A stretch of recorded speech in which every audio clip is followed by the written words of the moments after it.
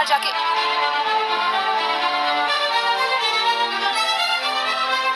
शर्मिला को क्या हुआ है डॉक्टर? क्या इसका नाम शर्मिला है? आप ऐसे जानते हैं? बस आधे घंटे पहले मैं इसे एयरपोर्ट पर मिला था। इसे क्या हुआ? एक्सीडेंट केस है। 1 हफ्ते पहले इसे एडमिट किया था, तब से ये कोमा में है। परेशानी ये है कि इसके बारे में हमें कुछ नहीं पता। एडमिट किए 1 हफ्ता हो गया। तुम यही रुको, मैं इस बारे में अपने सीनियर से बात करती हूँ। सर, पिछले हफ्ते हमने जिस लड़की को एडमिट किया था उससे मिलने कोई आया है?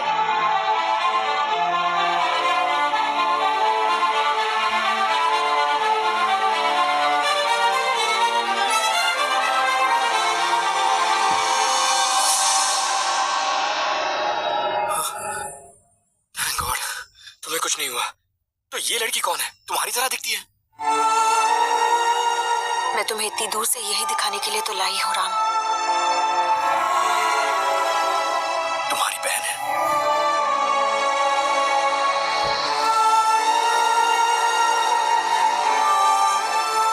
इसकी क्या कहानी है? मैं भी तुम्हारी ही तरह जिंदगी को एंजॉय करना चाहती थी, लेकिन मेरे डैड की पोजीशन की वजह से मुझे टाइट सिक्योरिटी में रहना पड़ता था। उनके इसी स्टेटस की वजह से मेरी आजादी मुझसे छीन ली गई। 2 हफ्ते पहले डैड किसी कॉन्फ्रेंस के लिए अमेरिका गए। मैंने इस मौके का फायदा उठाया और माधव अंकल की मदद से सिक्योरिटी को चकमा देकर मैं अपने दोस्तों के साथ घूमने के लिए निकल पड़ी।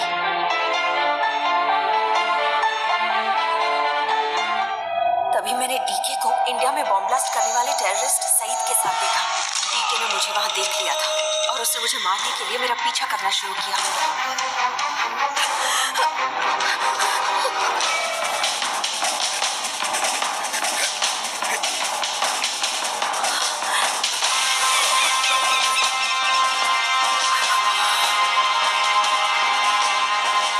तुम्हें कुछ हुआ तो नहीं बेटा? तुम किसी और को फोन मत करना, क्योंकि सारा सिक्योरिटी नेटवर्क उसी के कंट्रोल में है। और डैड को तो इन्फॉर्म ही मत करना, वो तुम्हारा यकीन नहीं करेंगे। तुम नहीं जानती बेटा, टीके को मुझ पे भी शक है। तुम्हें निकालने के चक्कर में मैं भी पकड़ा जाऊंगा। मुझे बताओ तुम कहाँ हो?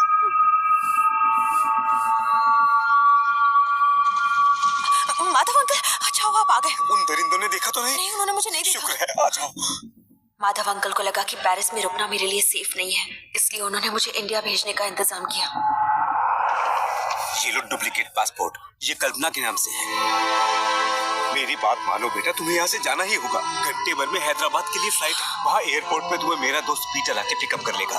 फिर तुम उसी के फोन से मुझसे बात कर लेना। याद रखना, अपने फोन से तुम्हें सर या किसी को भी फोन नहीं करना है, नहीं तो डीके पकड़ लेगा। अगर इमिग्रेशन में कोई प्रॉब्लम होगी तो वहाँ हमारे आदमी सब संभाल लेंगे।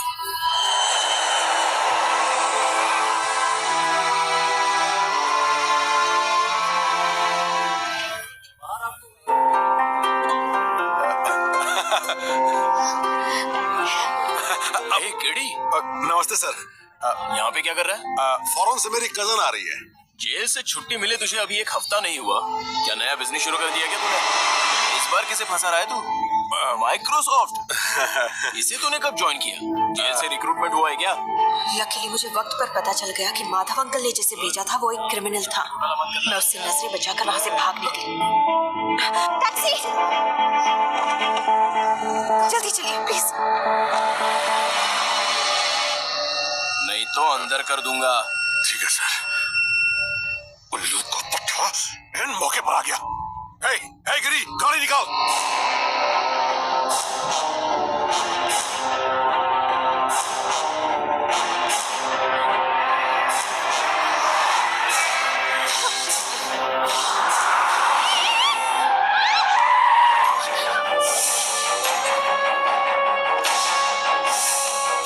ये तो मर गए भाई।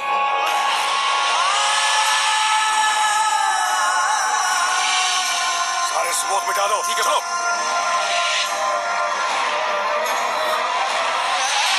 ये लीजिए। जरा जाकर देख लड़की मरी है या नहीं। सर, कान से खून निकल रहा है, मर गई होगी। मैं मरी नहीं, जिंदा हूँ। तुम कौन हो? तुम्हें ये सब करके क्या मिला? भाई, पुलिस की गाड़ी आ रही है। चल चल निकल।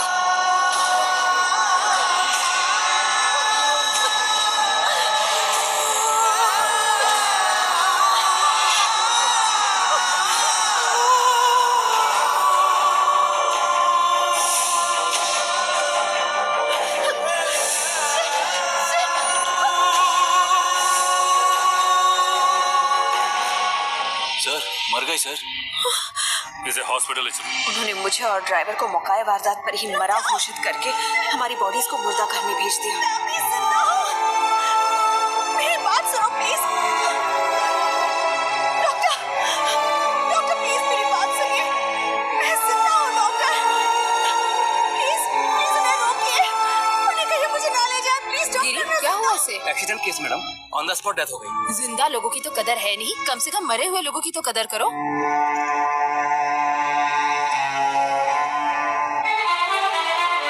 ओ माय गॉड, ये तो जिंदा है। इसे तुरंत आईसीयू में लेके चलो। और इस तरह डॉक्टर सविता ने मुझे आईसीयू में शिफ्ट करके इलाज शुरू कर दिया। मैंने ये सारी बातें डैड को बताने की बहुत कोशिश की, लेकिन उन्हें मेरी आवाज सुनाई ही नहीं दे रही थी। शर्मिला के दोस्तों से इंक्वायरी की थी, वो कहते हैं कि उन्हें कुछ नहीं पता। डैड उसकी बात मत सुनिए, वो आदमी झूठा है। उसको आजादी चाहिए थी, वो कहीं आसपास ही होगी। अगर ये बात सबको पता चल गई तो प्रॉब्लम हो जाएगी। नहीं नहीं, हम उसका थोड़ा और इंतजार करते हैं। नहीं डैड, डैडी नहीं, मैं यही हूँ डैडी।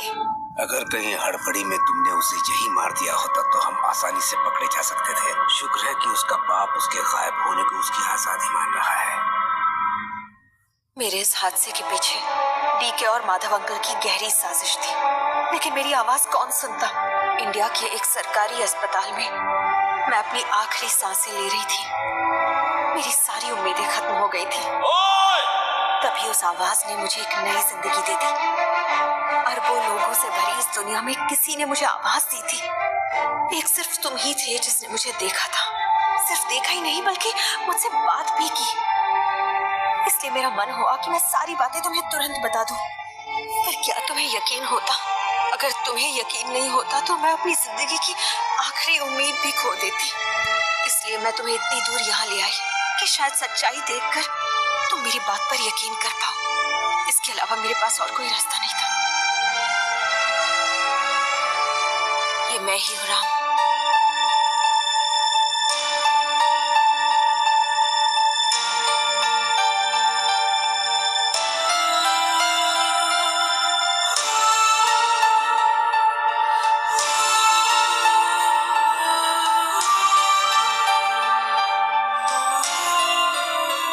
ताज्जुब हो रहा है ना? इस दुनिया में कई लोग हैं, तो सिर्फ मैं ही तुम्हें क्यों देख सकता हूँ? मैं ही तुम्हें क्यों सुन सकता हूँ? ये बात तो मैं भी नहीं समझ पाई हूँ। क्या वजह हो सकती है? इन दोनों को नहीं पता कि इनका मिलन पिछले